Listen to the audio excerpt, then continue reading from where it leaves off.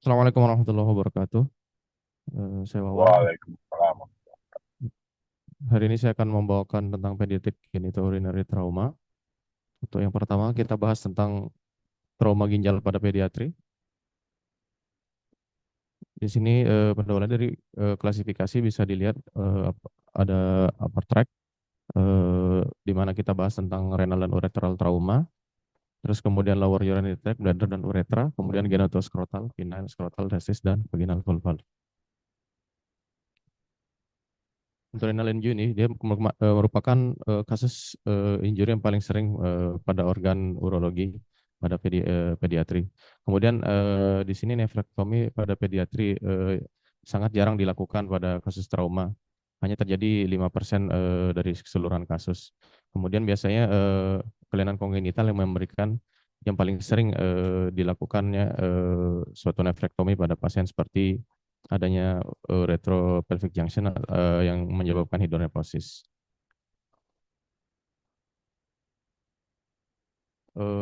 Di sini yang paling sering menyebabkan adalah adanya kecelakaan lalu lintas, kemudian jatuh dari ketinggian dan sport injury, di mana hal ini merupakan penyebab dari penyebab tersering dari trauma pada genitourinary atau trauma ginjal.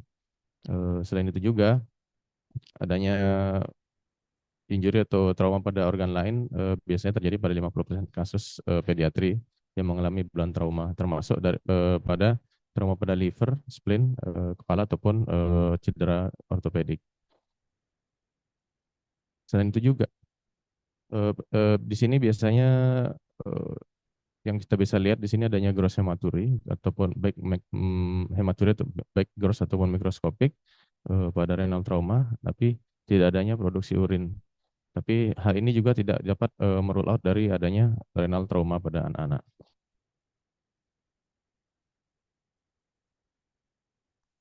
Biasanya tanda dan gejalanya di sini hematuri, kemudian adanya nyeri pinggang, ada ekemosis, yang paling sering ada 3 itu. Kemudian selain itu juga ada takikardi, hipotensi, kemudian ada kadang-kadang disertai dengan adanya fraktur dari ribsnya, kemudian adanya awalnya memang disebabkan karena adanya riwayat deselerasi atau high velocity injury.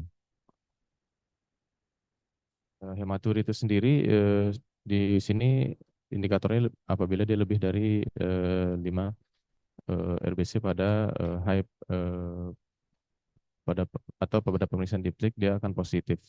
Kemudian derajatnya tidak akan merefleksikan dari besarnya dari suatu hematurinya itu sendiri. Kadang-kadang dapat ditemukan tidak ada hematuri pada 7% kasus, terutama pada kasus-kasus dengan grade 4 renal injury. Di sini untuk klasifikasinya seperti yang kita tahu sendiri dari grade 1 di mana terjadi hematoma subkapsular atau dibarengi dengan adanya mikroskopik atau gross hematuri. Sedangkan pada 2000 dari 2012 di sini terdapat subkapsular hematom atau adanya kontusi hematom. Terus kemudian pada grade 2 tidak terdapat adanya non expanding perirenal trauma di mana di sini untuk pada PAU di sini didapatkan di mana terdapat laserasi kurang dari 1 cm dalamnya mencapai korteks. Terdapat hematoma yang sedikit hematoma, kemudian masih berada dalam fascia gerota dan tidak terdapat keterlibatan dari collecting systemnya. Kemudian untuk grade 3 di sini laserasinya lebih dari 1 cm kedalamannya hingga medula, kemudian terdapat hematomanya masih berada dalam fascia gerota dan tidak terdapat adanya suatu cedera pada collecting systemnya. Kemudian yang keempat di sini ada parenchymal laceration atau di sini pada terdapat 1 atau lebih laserasi pada parenkim dan terdapat keterlibatan dari collecting systemnya dengan adanya ekstravasasi urin. Selain itu juga ada tipe vaskular di mana di sini terjadi segmental vaskular atau vein ataupun arteri. Terus kemudian selain itu juga tampak renal plesis mengalami laserasi dengan atau adanya kompleks uretropelvic junction disruption. Kemudian yang kelima di sini apabila arteri renalisnya ataupun vena renalisnya mengalami laserasi ataupun avulsi, Selain itu juga apabila terdapat adanya trombosis pada arteri ataupun vena renalisnya.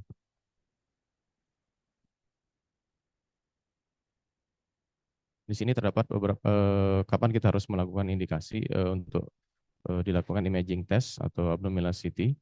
Di sini apabila pasien dengan stable blunt trauma dengan gross hematuri. Kemudian pasien juga yang memang ada riwayat dilakukan resusitasi. Terus selain itu juga terdapat mekanisme injury seperti rapid deceleration, kemudian signifikan blow to flank, terus kemudian adanya tanda-tanda rib fracture dan adanya ekomosis pada flanknya. Selain itu juga yang harus dilakukan apabila ada untuk dilakukan CT dengan kontras itu adalah apabila ada penetrating injury of abdomen. Pada pediatri di sini anak-anak itu atau pediatri sendiri memiliki resiko lebih 50% lebih besar daripada dewasa setelah mengalami trauma tumpul dan 33% lebih tinggi resikonya untuk mengalami high grade injury. Kenapa seperti itu? Karena kan ukuran ginjalnya itu relatif lebih besar dibandingkan dengan organ-organ sekitarnya. Selain itu juga dia terdapat perirenal fatnya itu lebih sedikit, kemudian tulang itu sendiri masih non ossified dan dia dia lebih tidak relatif tertutup oleh ribsnya, sehingga ginjalnya itu lebih sedikit terekspos. Kemudian pada anak-anak biasanya jarang sekali terjadi hipotensi, bisa saja terjadi, namun apabila hipotensi bisa terjadi apabila anak itu sendiri sudah mengalami 50% lebih kehilangan darah. Kemudian anak-anak lebih memiliki proporsi yang lebih tinggi untuk mengalami injury eh, pada anak-anak yang memiliki kelainan kongenital seperti adanya bujo ataupun hidronefrosis. Temuan-temuan yang dapat dilihat di sini dari CT scan yaitu adanya medial hematum, terus kemudian adanya medial urinary extravasation, kemudian global contrast enhancement dari parenkimnya, kemudian ada kombinasi dua atau dari tiga hal tersebut. Bisa dibilang itu sebagai suatu large hematum di mana dia bisa lebih dari 3,5 cm, kemudian letaknya pada medial renal laserasinya, terus kemudian terdapat ekstravasasi kontras dari vaskularnya. Hal ini dapat dilihat atau ditegakkan sebagai active bleeding pada trauma ginjal AST grade 4.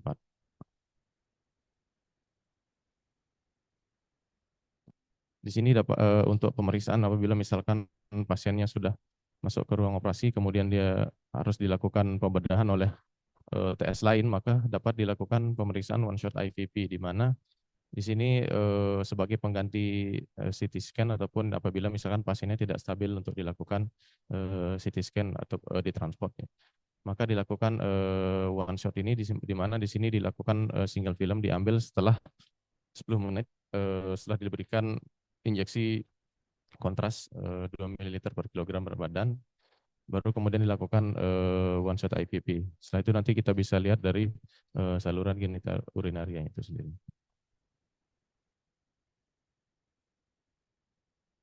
Untuk kebanyakan di sini tata laksana dari trauma ginjal itu adalah non operatif, di mana intinya pasien dilakukan eksplorasi biasanya pada pasien-pasien dengan grade 4 dan 5. Terus kemudian eh, biasanya dilakukan bed rest sampai gross hematurinya resolve.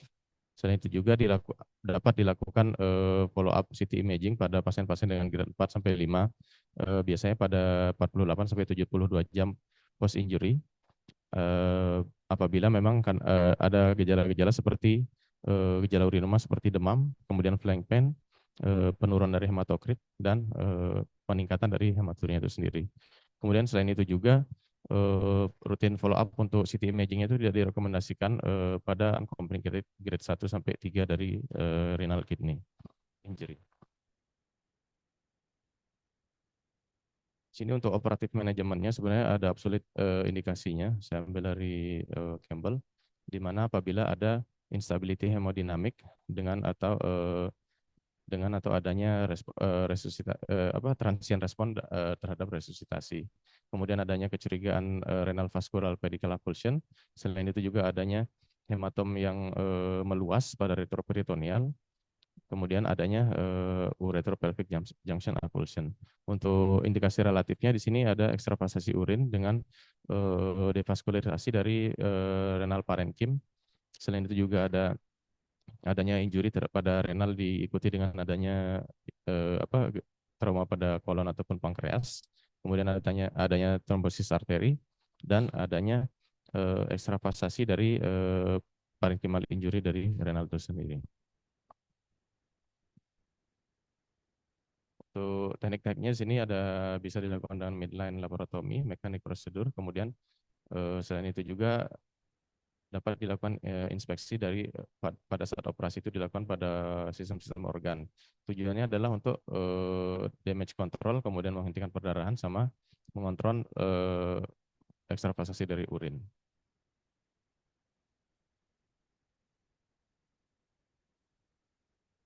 Nah ini untuk caranya sebenarnya dari Campbell.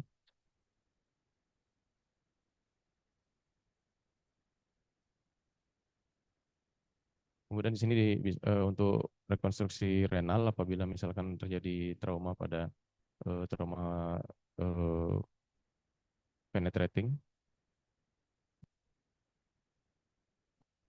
Contohnya untuk dilakukan operasinya di mana apabila terjadi ruptur pada parenkim sampai ke ininya ke sistem collectingnya, maka dilakukan renografi juga di sini. Next.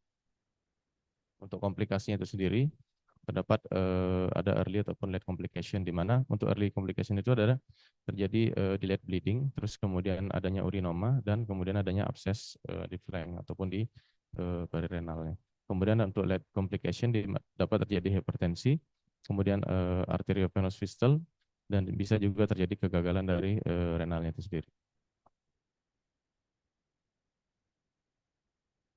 Sini untuk rekomendasi diagnosis dan tata laksana trauma ginjal pada pediatrik. Untuk yang pertama di sini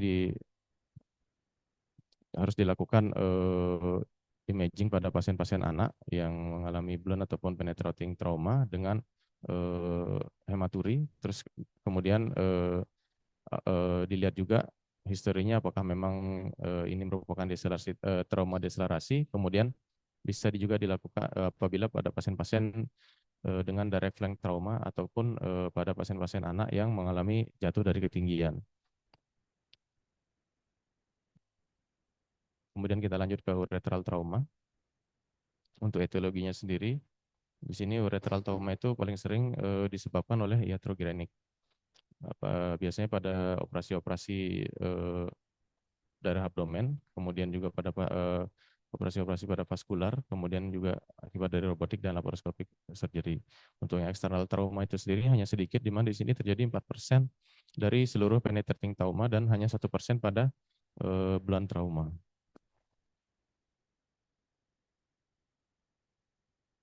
Diagnosisnya itu sendiri biasanya dapat dilihat ada gejala hematuri, tapi ini pun tidak spesifik.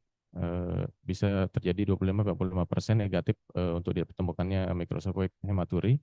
Terus kemudian untuk biasanya dilakukan pada untuk melihat sendiri adanya trauma, biasanya langsung direct vision atau direct ureteral inspection, di mana pasien-pasien ini sendiri secara tidak sengaja ditemukan adanya injury uretra, kemudian dilakukan surgical management langsung.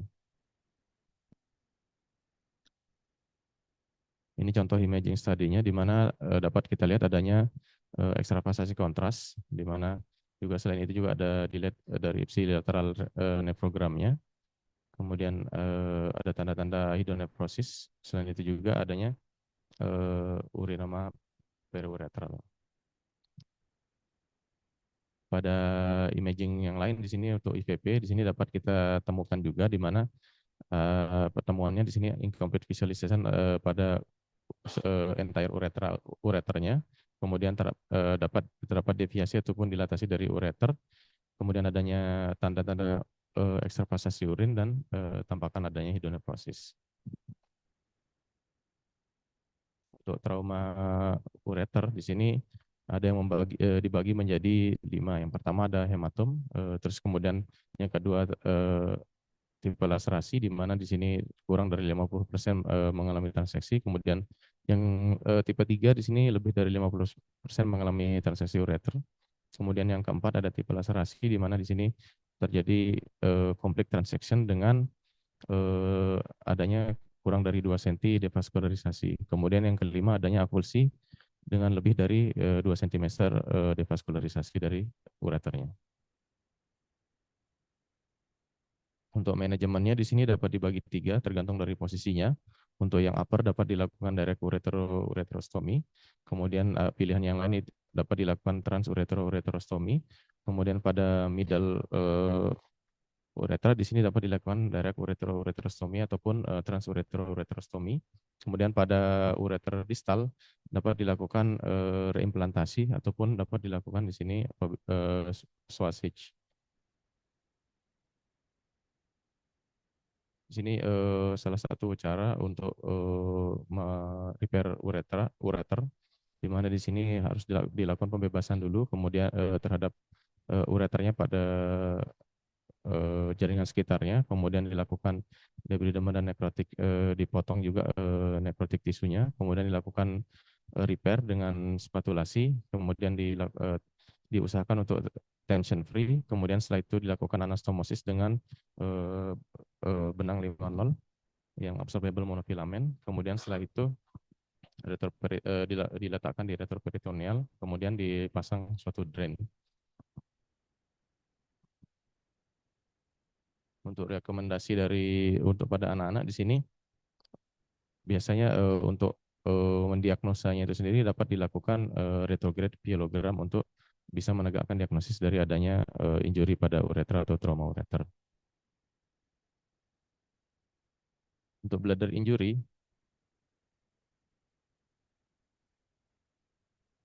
pada anak-anak trauma pada bladder dan uretra itu sendiri disebabkan oleh trauma tumpul, terjadi lebih dari 80% pada seluruh kasus. Hal ini membutuhkan suatu evaluasi yang baik, radiografik ataupun dengan sistoskopik untuk memperlihatkan kemungkinan adanya pelvic trauma yang menyertai, kemudian adanya gross hematuri ataupun adanya retensi urin yang terjadi. Evaluasinya itu sendiri dapat dilakukan dengan sistografi, baik radiografi yang plain ataupun dapat dilakukan dengan CT urografi. Hal ini harus dilakukan pada pasien-pasien dengan pelvic fracture disertai dengan gross hematuri, kemudian pada pasien dengan gross hematuri dan mekanisme injurinya kemungkinan mendekati ke arah bladder, dan kemudian pada pasien-pasien dengan pelvic fracture dengan adanya tanda-tanda klinis ruptur bladder. Sini untuk pembagiannya di sini ada contusio, kemudian intramural hematom, kemudian ataupun partial laceration, kemudian adanya laserasi ekstraperitoneal kurang dari 2 cm, kemudian ada laserasi ekstraperitoneal lebih dari 2 cm ataupun intraperitoneal kurang dari 2 cm, kemudian adanya laserasi intraperitoneal bladder lebih dari 2 cm. Selain itu juga dibagi menjadi intraperitoneal atau extraperitoneal bladder dengan adanya extending laceration ke bladder neck ataupun uretral ataupun trigonum atau uretral orificium. Untuk tata laksananya sendiri sebenarnya dibagi dua di sini untuk ruptur intraperitoneal ataupun ekstraperitoneal. Apabila dia mengalami ruptur intraperitoneal, maka harus dilakukan eksplorasi bedah terbuka dan perbaikan primer. Dan setelah itu dilakukan sistogram secara berkala sekitar 7 sampai 10 hari setelah dilakukan tata laksana. Kemudian untuk ruptur ekstraperitoneal, dia tata laksana itu cukup dengan non operatif, cukup dipasang kateter 7 sampai 10 hari. Namun bila ada misalkan fragmen tulang dalam kandung kemih, maka harus dibersihkan, kemudian dilakukan eksplorasi, dan kemudian kandung kemih harus di repair dan dilakukan drainase sesuai prinsip penanganan ruptur intraperitoneal. Untuk rekomendasinya di sini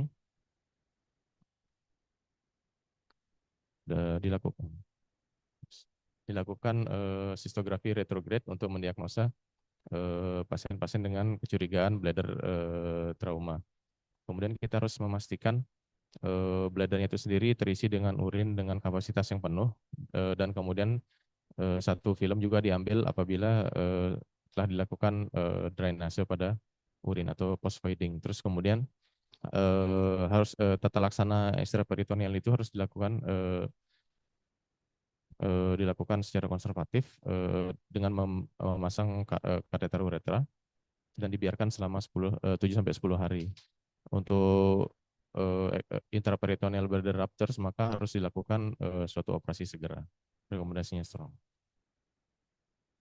Untuk trauma uretra, di sini ada beberapa pembagian dan gejalanya. Bisa dilihat di sini apabila blood at ureter meatus, kemudian adanya retogratografi normal, dinyatakan sebagai suatu kontusi dari uretra, kemudian adanya pemanjangan atau dari uretra dengan atau tanpa uretrografi disebut sebagai stretch injury. Kemudian adanya ekstravasasi dari uretrografi kontras pada letak dari injurinya itu sendiri disebut sebagai partial disruption. Kemudian adanya ekstravasasi dari pada uretrografi kontras pada letak yang berada pada injurinya itu sendiri dengan tanpa adanya visualisasi dari bladder, kemudian kurang dari 2 cm ataupun adanya separasi uretral dengan bladder atau complete disruption. Kemudian adanya complete transaction dengan lebih dari 2 cm separasi dari uretra dengan prostat ataupun vagina atau complete disruption. Pada wanita di sini dapat dilihat sebenarnya untuk female urethral injury ini jarang sekali membutuhkan intervensi. Biasanya ini keadaan ini bisa terjadi pada pasien-pasien yang mengalami pelvic fracture dan paling sering terjadi adanya complete disruption di bawah dari bladder neck-nya. Kemudian untuk evaluasinya itu sendiri dapat dilakukan uretrografi. Di sini untuk melihat apakah memang memang terdapat adanya pelvic trauma, baik itu yang disebabkan oleh sterile injury, kemudian adanya kecelakaan bermotor. Kemudian untuk tata laksananya, apabila misalkan tidak dapat dilakukan drainase, maka harus dipasang suatu suprapubic tube atau schistosomy.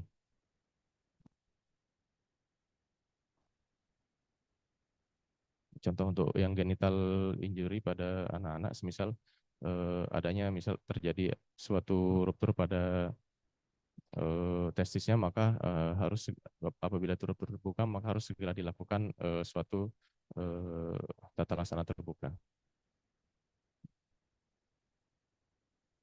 Untuk scrotal injury dibagi menjadi adanya kontusio, kemudian laserasi kurang dari 25% pada diameter skrotum, kemudian ada lebih dari 25% pada diameter skrotum, dan avulsi kurang dari 50% ataupun lebih dari 50%.